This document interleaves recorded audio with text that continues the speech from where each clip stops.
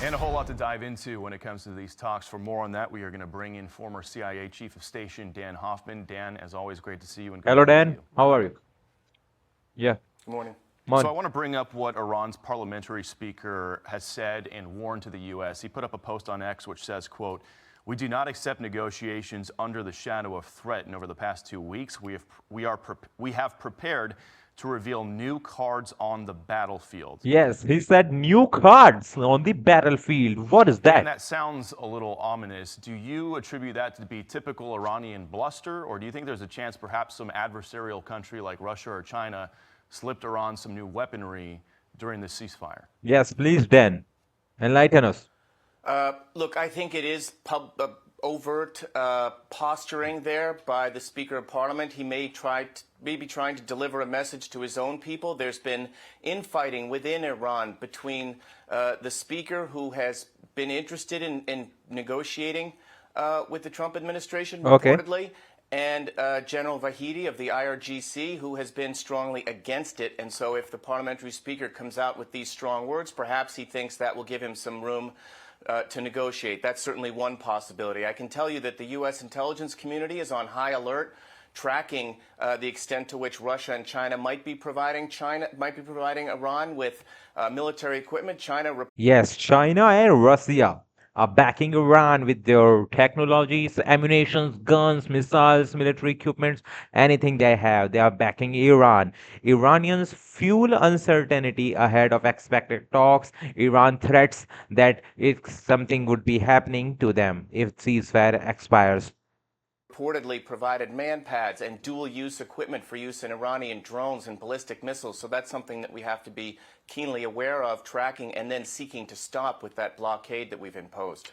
Okay, so speaking of that, Nikki Haley posted this on X yesterday. Okay, The watch ship it. in the U.S. seas in the Strait of Hormuz over the weekend was headed from China to Iran and is linked to chemical shipments for missiles. Another reminder that China is helping prop up Iran's regime, a reality that can't be ignored. And of course, the Strait of Hormuz right now remains closed. The president's trying to get these talks going.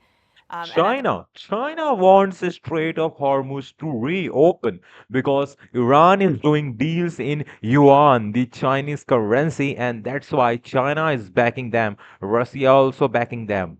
At the same time, he's preparing for a big trip to China as well.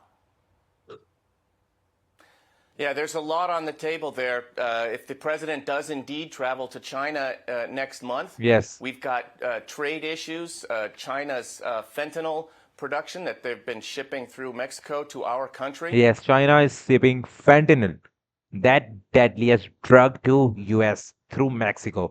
So many of them, so many. Their theft of intellectual property, militarizing the South China Sea. Yes.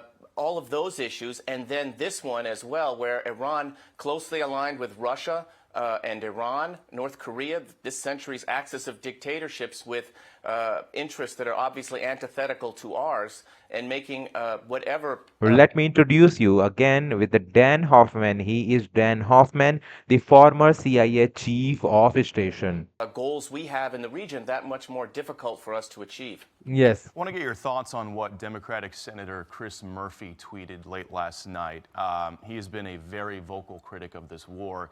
He reposted an article that appears to be Iranian propaganda, which essentially says that more than 24 Iranian ships in their shadow fleet were able to get past the U.S. blockade.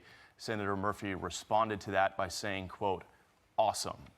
Republican critics are now pouncing on that, saying he is... This is what happening. Democratic celebrates claims of Iran bypassing the blockade. This is what we have right now, the breaking news right here. Iran is bypassing the blockade done by US troops. How? How is that possible? cheering for the Iranian regime to defeat the U.S. naval blockade. Can you give us your thoughts on that? Yes, please, Dan. Please. I just don't think that's particularly productive. Look, the Congress is going to have an opportunity to voice their opposition or support for the war. Yes, Dan. Day 53, Okay. and the War Powers Resolution will have that discussion at day 60 and votes.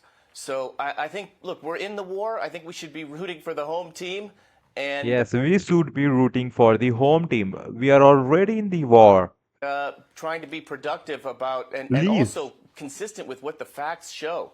about the state of play right now, and political posturing probably at this point not super helpful, but the debate will be of value. American citizens deserve that, and the Trump administration should take it on and continue to explain why it's important that we deal. Yes, please. We need explanation. Every US citizen, everybody needs transparency. Yes, total transparency.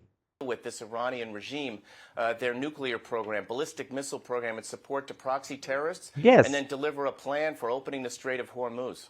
No. Dan, thank you so much. As you say, we should be rooting. Thank for you, them. Dan. It's a welcome one.